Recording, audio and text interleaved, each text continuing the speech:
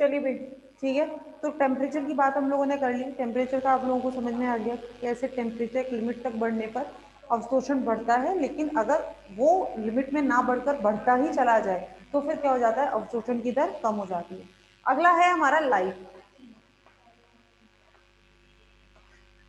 Light की अगर मैं बात करूं तो लाइट डायरेक्टली या फिर इनडायरेक्टली, प्रत्यक्ष रूप से या अप्रत्यक्ष रूप से, डायरेक्टली या इनडायरेक्टली लवण के अवशोषण को प्रभावित करती है। कैसे, देखिएगा। अगर अगर मैं इनडायरेक्टली बात करूं, इनडायरेक्टली हम कहते हैं कि अगर लाइट होगी, ध्यान रखना ये एल से लाइट है, अगर लाइट होगी मतलब लाइट है तो स्टोमेटा, रंध्र क्या होंगे, खुले रहेंगे। आपको पता है अगर लाइट होगी तो रंध्र क्या रहेंगे, खुले रहेंगे। रंध्र खुले रहेंगे तो ट्रांसपिरेशन होगा, होगा कि नहीं होगा। लाइट होगी, लाइट होगी तो रंध्र यानी कि स्टोमेटा खुले रहेंगे, और अगर स्टोमेटा खुले रहेंगे तो टेम्परेचर वो सॉरी ट्रांसपिरेशन होगा। और ट्रांसपिरेशन अगर होगा यानी कि बाष्पोत्सर्जन अगर होगा तो एक बार बताओ, नीचे से हमने द्रव्यमान प्रवाह सिद्धांत पढ़ा था, मास फ्लो थ्योरी, सबको याद होगी। द्रव्यमान प्रवाह सिद्धांत किसमें पढ़ा था हमने, निष्क्रिय अवशोषण में पढ़ा था। उसमें मैंने आप लोगों को क्या बताया था, मैंने यही बात आपसे करी थी कि बाष्पोत्सर्जन आकर्षण की वजह से, बाष्पोत्सर्जन पुल की वजह से, क्योंकि ऊपर से बाष्पोत्सर्जन हो रहा है तो नीचे से पानी का क्या होता है, अवशोषण होता है। और पानी का अवशोषण होता है तो पानी के अवशोषण के साथ साथ ही कुछ आयन भी उसके साथ अवशोषित हो जाते हैं। तो मैं ये कह रही हूँ अगर ट्रांसपिरेशन बढ़ेगा तो क्या होगा, द्रव्यमान प्रवाह सिद्धांत के हिसाब से द्रव्यमान बढ़ेगा, और द्रव्यमान बढ़ेगा तो लवणों का अवशोषण भी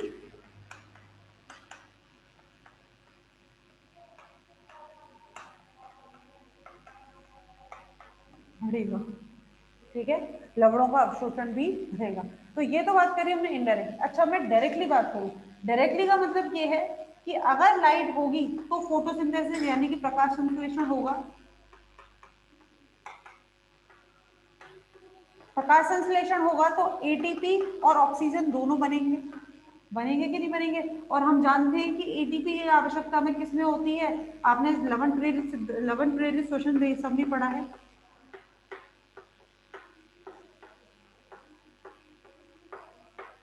हमने पढ़ा है लवण प्रेरित श्वसन, यानी कि अगर एटीपी होगा, वैसे भी हम जानते हैं कि जो अभी तक हम लोगों ने ये बात समझ ली है कि लवण का अवशोषण किसकी उपस्थिति में होता है,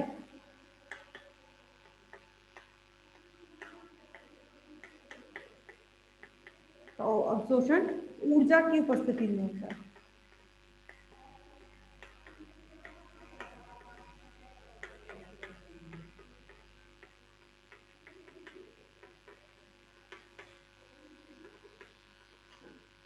ठीक है, लवण का अवशोषण किसकी उपस्थिति में होता है, ऊर्जा की उपस्थिति में होता है, और इसको कहते हैं हम लवण प्रेरित श्वसन।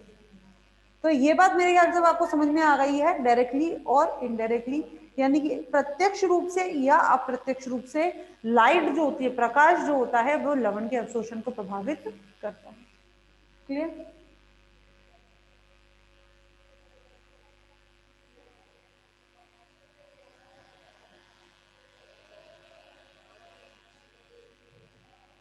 अगला है ऑक्सीजन तनाव।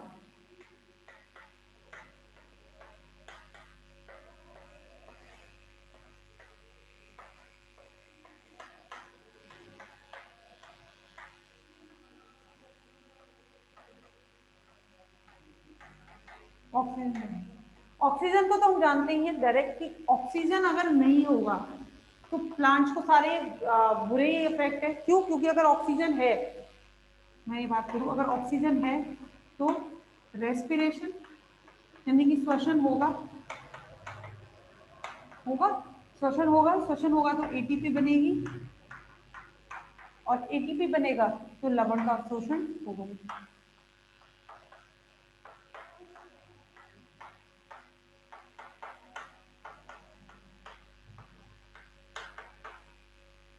ठीक है, तो ऑक्सीजन है, अगर ऑक्सीजन है तो रेस्पिरेशन होगा, श्वसन होगा, श्वसन होगा तो एटीपी का भी एटीपी बनेंगे, श्वसन में बनते हैं, ठीक है। तो एटीपी बनेंगे तो लवण का अवशोषण भी होगा। तो हम ये कहते हैं कि ऑक्सीजन भी क्या होता है, आपके लवण के अवशोषण के लिए आवश्यक होता है। ठीक, चलो, तो ये होता है ऑक्सीजन का नाप। अगला है पीएच, ठीक है। पीएच के लिए, तो पीएच के लिए हम बात करते हैं कि जब पीएच कम होता है, यानी कि हाइड्रोजन की क्वांटिटी क्या होती है, ज्यादा होती है, यानी कि मीडियम जो है वो कैसा है आपका, एसिडिक है। मीडियम कैसा हो जाता है आपका, एसिडिक है। तो इस कंडीशन में लवण का अवशोषण क्या होता है बच्चों, बढ़ जाता है।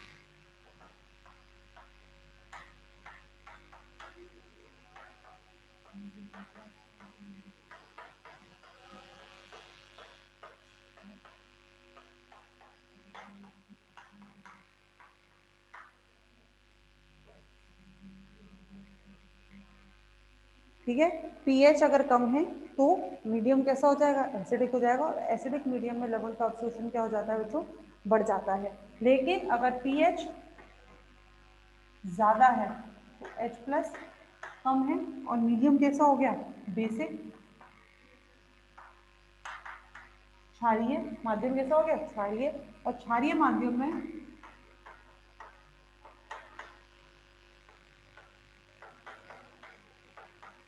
लवण का अवशोषण कैसा हो जाता है,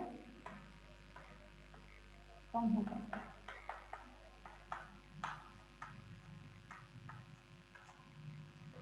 ठीक है, क्षारीय माध्यम में लवण का अवशोषण कम हो जाता है। तो ये बात होती है किसकी, पीएच की। ठीक है, कि अगर पीएच कम है तो क्या रहता है, और पीएच का अगर मान ज्यादा हो जाए तो क्या हो जाता है।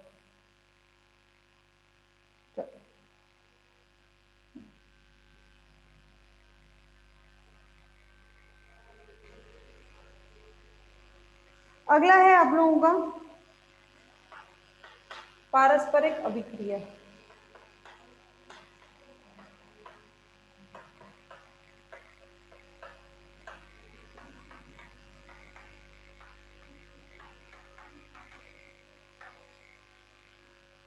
पारस्परिक अभिक्रिया यानी कि इंटरैक्शन, आपस में आयंस, जो हम बात कर रहे हैं कि आयंस का आपस में इंटरैक्शन कैसा है, उनकी आपस में अभिक्रिया कैसी है।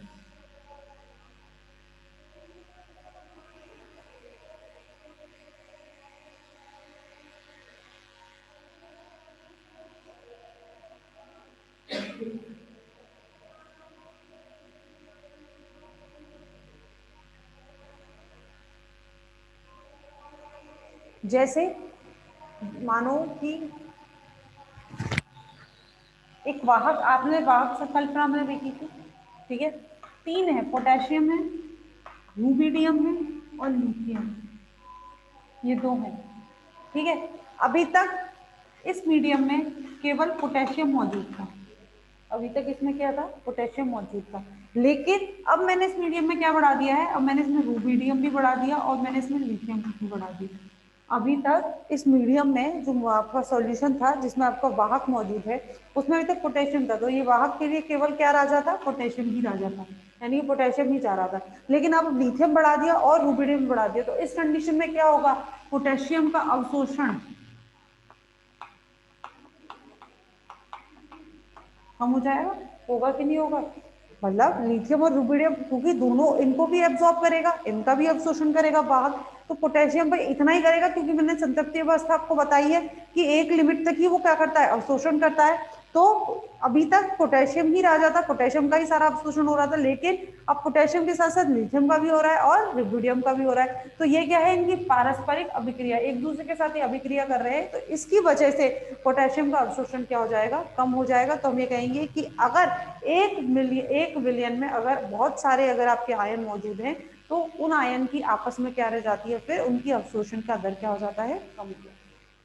क्लियर है बच्चों, तो ये कहलाता है आपका पारस्परिक अभिक्रिया। ठीक, अगला बात करेंगे वृद्धि।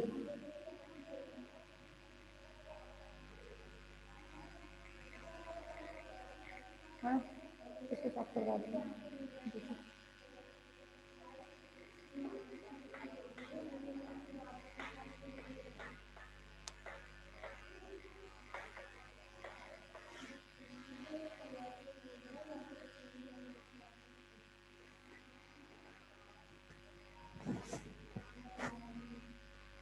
वृद्धि की हम बात कर रहे हैं तो वृद्धि जो होती है, कोई भी भाई सीधी बात है, जैसे कि हम अपने ऊपर ही देखें, पादप की बात क्यों करें, हमारी जो ग्रोइंग फेज होता है, हमारी जो ग्रोथ होती है, उस टाइम पे क्या होता है, हमें ज्यादा से ज्यादा अच्छा खाना अच्छा पीना चाहिए कि नहीं चाहिए, चाहिए, तभी तो ग्रोथ हो सकती है। तो वैसे ही जब पादप अपनी कायिक अवस्था में है, जब अपनी बढ़ने की अवस्था में, ग्रोथ अवस्था में, तो उस टाइम पर उसको क्या चाहिए, पानी का अब्सॉर्प्शन ज्यादा करेगा, पानी का अवशोषण वो ज्यादा करेगा, पानी, जल और मृदा से उसके जितना भी लवण है उसका अवशोषण वो क्या करेगा, ज्यादा करेगा। तो ऐसी स्थिति में हम ये कहते हैं कि उसकी वृद्धि में उसकी क्या होता है, ज्यादा होता है। यानी कि अगर वृद्धि है, ग्रोथ ज्यादा है, तो वृद्धि ज्यादा है तो पानी का H2O, पानी का अवशोषण ज्यादा है, और पानी का अवशोषण ज्यादा है तो पानी के साथ साथ लवण का भी अवशोषण क्या होता है,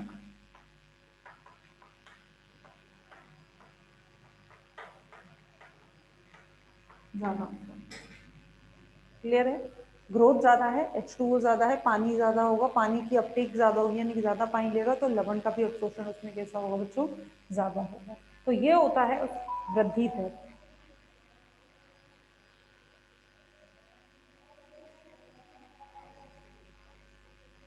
अच्छा, एक बात और मैं यहाँ पर आपसे पूछूं, ये तो हमने नॉर्मल बात करी, लेकिन जब द्वितीयक वृद्धि होती है,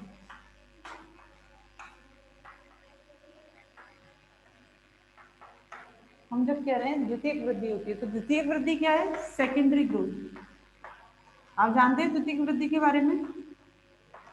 द्वितीयक वृद्धि जब तना अपनी चौड़ाई में बढ़ने लगता है, आपने देखा होगा जब तना कैसा होने लगता है, बाहरी होने लगता है, बिल्कुल भूरे रंग का होने लगता है, ठोस होने लगता है, जब तना अपनी चौड़ाई में बढ़ने लगता है तब उसकी द्वितीयक वृद्धि होती है। तो ऐसे टाइम में अवशोषण कम हो जाता है। आप कहेंगे मैडम वृद्धि हो रही है तो फिर अवशोषण कम क्यों हो रहा है, उसका कारण है, कारण क्या है बच्चों, कि इसकी जो जड़ होती है कैसी हो जाती है, सुबेरिन युक्त हो जाती है।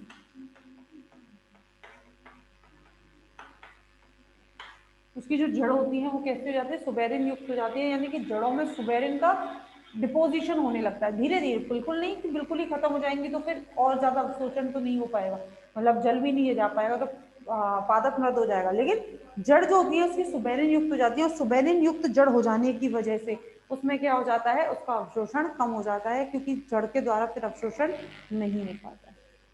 क्लियर है? तो ये होता है क्या, वृद्धि के बारे में।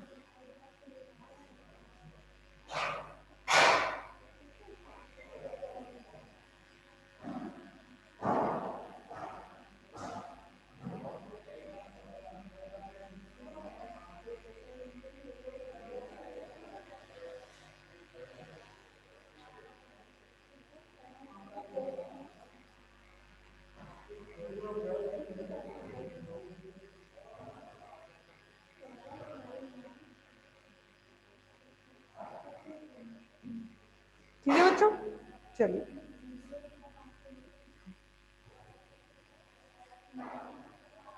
तो ये हो गए आपके चैप्टर यहाँ पर कंप्लीट।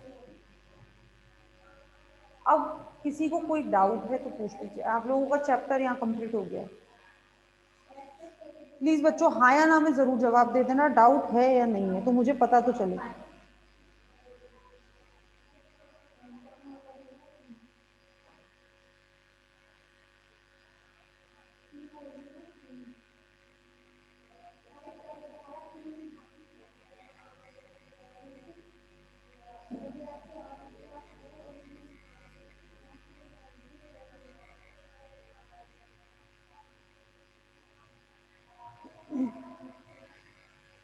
कोई डाउट, यस और नो में कोई जवाब, कोई डाउट है बच्चों?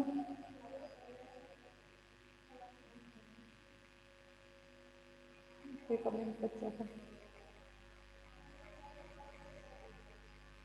चलिए, एक वर्ड है एपोप्लास्ट और सिंप्लास्ट, जानते हैं इसके बारे में?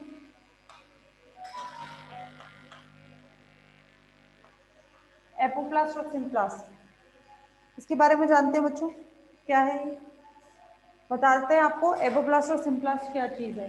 देखिएगा, एपोप्लास्ट क्या चीज है, दरअसल जो कोशिका होती है, जब जैसे मान लो ये जड़ है, ठीक है, ये जड़ के अंदर इसकी कोशिकाएं हैं,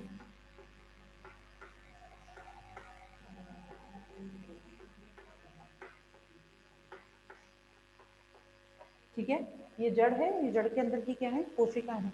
तो पानी का अवशोषण जब इन कोशिका भित्तियों द्वारा हो, इनके बीच की जो जगह है, यानी कि कोशिका और कोशिका के भित्ति के बीच में, ये कोशिका भित्ति है, ये कोशिका, इनके बीच में जो जगह है या इनके अंतर कोशिकीय जो स्पेस है, अंतर कोशिकीय स्थान है, इनके इनसे द्वारा हो, तो जब पानी का अवशोषण मैं ये कहूँ कि बिना जीवित चीजों के द्वारा हो, ठीक है, तो उसको हम बोलते हैं एपोप्लास्ट। निर्जीव के द्वारा, निर्जीवी है, कोशिका भित्ति है, अंदर कोशिका स्थान है, ये क्या निर्जीवी है, तो निर्जीव सतह से हो तब वो कहलाता है आपका एपोप्लास्ट। लेकिन जब पानी का अवशोषण, जल का अवशोषण, लवण का अवशोषण कोशिका के द्वारा हो, यानी कि जीवित कोशिका के द्वारा अवशोषण हो रहा है, ये देखिए कोशिका के द्वारा, जीव द्रव्य से, जब पानी का अवशोषण कहाँ से हो, जीव द्रव्य से, जीव द्रव्य से पानी का अवशोषण हो रहा है, यानी कि कोशिका के द्वारा जब उसका अवशोषण हो रहा है, तो ये कहलाता है सिम्प्लास्ट।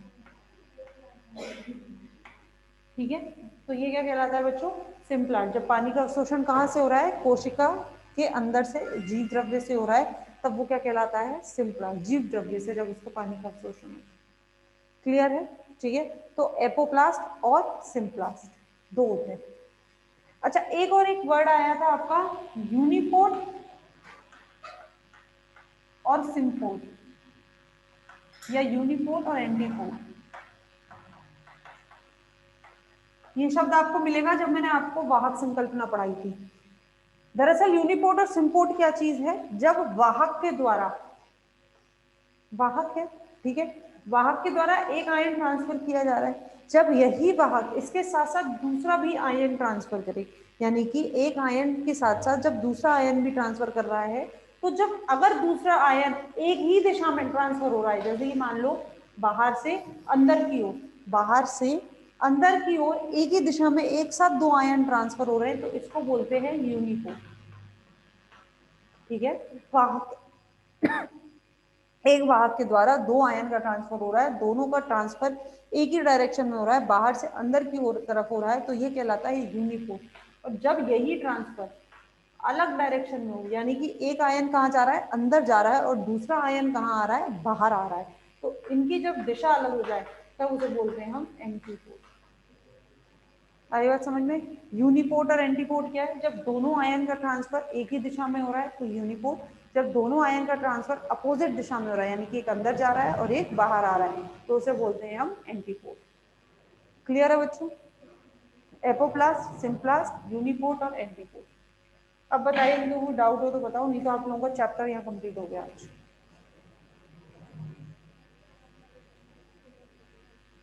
नहीं?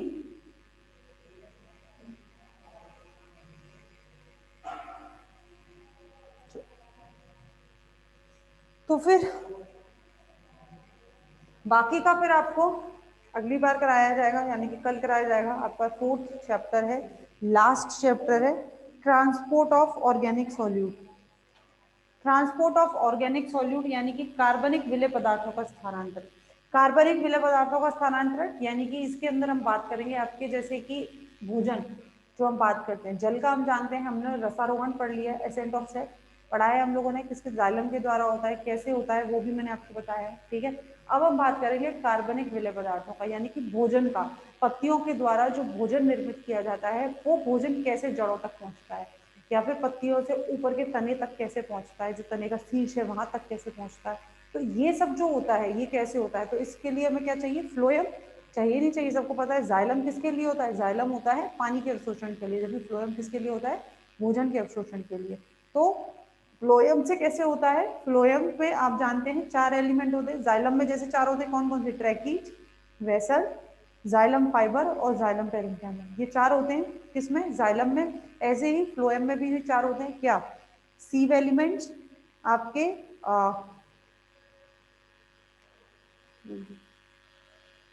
सीव ट्यूब और सीव सेल्स होते हैं, कंपेनियन सेल्स होते हैं जो उनके बगल से होते हैं, तीसरे फ्लोएम फाइबर और चौथे फ्लोएम पेरेंकियम। ऐसे ही फ्लोएम में भी 4 होते हैं। इनके द्वारा यानी कि सीव एलिमेंट के द्वारा मेन जो फ्लोएम में अवशोषण होता है या जो ट्रांसफर स्थानांतरण होता है वो किसके द्वारा होता है, सीव एलिमेंट के द्वारा होता है। जबकि जाइलम में मीन किसके द्वारा होता है, वेसल और ट्रैकीट के द्वारा होता है, ये आपको पता है। ठीक है, चलिए तो बाकी का आपको फिर कल कराएंगे। तब तक जो भी आपको कराया है थर्ड चैप्टर पूरा कंप्लीट आपका हो गया है, तो पूरा थर्ड चैप्टर आप पढ़ लीजिए, जिससे कि जो भी डाइट आपको डाउट हो आपको थर्ड चैप्टर में वो आप यहाँ क्लियर कर सकें। ठीक है बच्चों, थैंक यू।